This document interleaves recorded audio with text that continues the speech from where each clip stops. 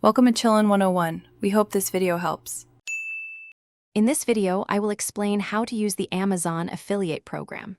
First, understand that the Amazon Associates Program allows you to earn commissions by promoting products.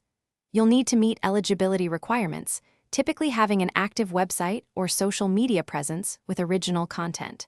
The application process involves providing details about your platform and how you plan to promote products. Once approved, you can begin your journey as an Amazon associate.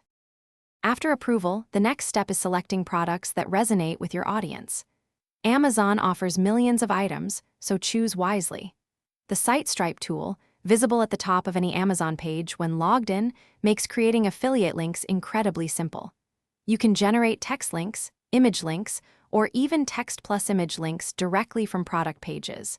This tool is your best friend for quick and efficient link creation. When promoting, focus on creating valuable content that naturally integrates product recommendations.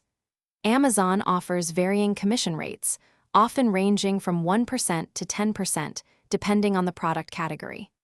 A crucial detail is the 90-day cookie window.